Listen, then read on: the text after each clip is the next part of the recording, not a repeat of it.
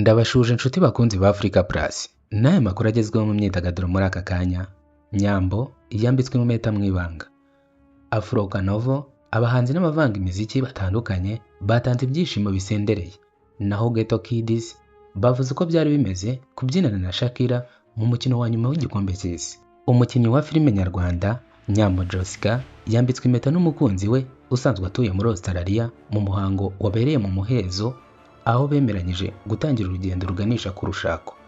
Amakuru y'uko Nyambo yambitswe impeta yatangiye gukwirakwira ku mbuga nkoranyambaga kuwa 23 Nyakanga 2026 nyuma y'uko uyu muhango wari wabaye mu ibanga rikomeye. Abitabiriye ibyo birori bari basabwe kutagira amafoto cyangwa amashusho bafata kuko hari hateganyijwe ko ibihe byose by'ingenzi byafatwa n'ababigize umwuga bikazashyirwa ahagaragara mu gihe cyateganyijwe. Bivugwa ko na Nyambo ubwe atari azi ikimutegereje. Yari yitabiriye ibyo birori azi ko agiye kwizihiza isabukuru y'amavuko y'umuhanzi Bwiza, ndetse yari no mu itsinda ryari ryafashije mu myiteguro y'uwo munsi. Icyakora ibyo birori byari byateguwe nk'uburyo bwo kumutungura. Nyambo wari usanzwe azi ko umukunzi we aba muri Australia kandi atari aherutse mu Rwanda, yatunguwe no kumubona amusanze muri uwo muhango. Muri uwo mwanya uwo musore yapfukamye imbere ye amusaba ko bazabana nk'umugore n'umugabo, amwambika impeta, maze Nyambo abyemera n'ibyishimo byinshi, bituma ibirori bihinduka umunsi wihariye mu buzima bwe.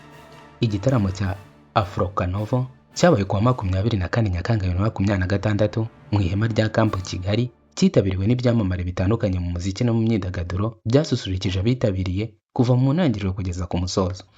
Iki gitaramo cyatangijwe n'umunyamakuru akaba n'umushyushyarugamba Zuba Mutesi wari uri kumwe na DJ Ingo, batangira gususurutsa abitabiriye no kubinjiza mu byishimo by'umugoroba. Nyuma yabo DJ Flex nawe yagaragaje ubuhanga bwe bwo kuvanga umuziki, atuma abitabiriye barushaho kwishimira ibihe byiza by'umuziki.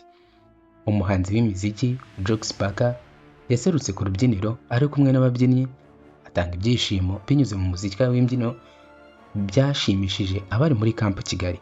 Umunyafurika y'Epfo Jessica Gigi, umwe mu bavanga umuziki bari bategerejwe cyane muri iki gitaramo, nawe yageze ku rubyiniro asusurutsa abitabiriye.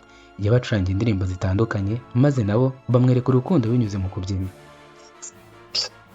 Umuhanzi wo muri Nigeria Emi Black, ukunzwe cyane mu ndirimbo Water Water Yanj, nawe yari mu bahanzi bataramiye muri Afro Canovo. Mu bandi bahanzi bataramiye muri iki gitaramo harimo Boy Chase wagiye ku rubyiniro agasusurutsa abitabiriye. Umuhanzi akaba n'umuvanzi w'imiziki DJ Ino uri mu bagezweho mu ruganda rw'umuziki nyarwanda, nawe yageze ku rubyiniro atanga ibyishimo bisendereye ku bitabiriye. Muri rusange Afro Canovo yabaye ijoro ry'umuziki, imbyino n'imyidagaduro, abahanzi n'abavanga imiziki batandukanye basangiye urubyiniro bagasusurutsa abitabiriye ndetse bakerekana ubudasa bw'umuziki wa Afurika. Iki gitaramo cyateguwe na Elon Block Studio, sosiyete y'abanya-Nigeria yari yateguye iki gitaramo cyawe cya mbere mu Rwanda. Itsinda ry'abana b'ababyinnyi bo muri Uganda rizwi nka Ghetto Kid byatangaje ko kubyinana n'ibyamamare birimo Shakira na Burna Boy mu gitaramo cyabaye mu kiruhuko cy'umukino wa nyuma w'igikombe cy'isi cya 2026 byari inzozi zabaye impamo, ndetse bikaba byarahinduye ubuzima bwabo. Aba bana bagaragaye mu gitaramo cyabereye kuri Stade MetLife muri New Jersey mbere y'uko Espagne itsinda Argentine ikegukana igikombe cy'isi cya 2026. Ni igitaramo cyarebwe n'abantu benshi cyane hirya no hino ku isi, nubwo hari bamwe batanyuzwe n'imitegurire yacyo. Muri iki kiganiro bagiranye na BBC New Day, Sarah w'imyaka 10 wo muri Ghetto Kid yavuze ko ibyo banyuzemo ari ibintu bitazibagirana. Yagize ati byari ibintu byiza cyane rwose. Uyu mwana yavuze ko urufunguzo rwo kugera ku ntsinzi ari ugukomeza kwizera Imana, kubaha ababyeyi no gushyira imbere amashuri. Ati ntugacike intege, senga Imana, wumvira ababyeyi kandi ushyira amashuri imbere y'ibindi byose. Josephine w'imyaka 11 nawe yavuze ko ibyamushimishije kurusha ibindi ari ukubona ibihanganye by'umupira w'amaguru birimo Lionel Messi ndetse na Lamine Yamal. Yagize ati nabonye Messi na Lamine Yamal, nishimiye cyane kubona Messi n'abantu benshi batwitegerezaga, numvise ibyishimo byinshi ariko nkanagira n'ubwoba buke. Sierra yongeyeho ko Shakira yababereye umuntu w'umutima mwiza ndetse wabakiriye neza. Yagize ati Shakira ni umuntu mwiza cyane kandi ufite umutima mwiza. Nyuma yo kurangiza igitaramo, aba bana ba Ghetto Kids bahobeye Shakira na Burna Boy, ibintu umutoza wabo Dauda Kavumu yavuze ko byaturutse ku byishimo byinshi bari bafite aho kuba ibintu bari barateguye. Kavuma yavuze ko ubwo babwirwaga ko bazitabira icyo gitaramo, abana bose basakuje birukira hirya no hino kubera ibyishimo. Yagize ati bakimara kubimenya batangiye kwiruka basakuza kandi baririmba kubera ibyishimo byari inzozi zabo zibaye impamo.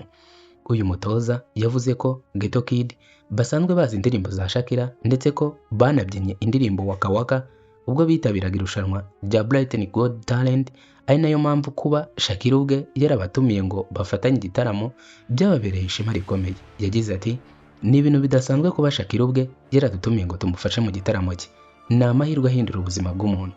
Dauda Kavuma yavuze ko mu duce dukenye twa Kampala harimo impano nyinshi zikeneye gusa kubona abazifasha kuzamuka. Yagaragaje ko nawe yigeze kuba umwana wo ku muhanda mbere yo gufashwa n'umwarimu wahinduye ubuzima bwe, ari nabyo byamuteye gushinga Ghetto Kid kugira ngo afashe abana baturuka mu miryango ikenye cyangwa se abigize kuba ku muhanda kubona amahirwe yo kwiga no guteza imbere impano zabo.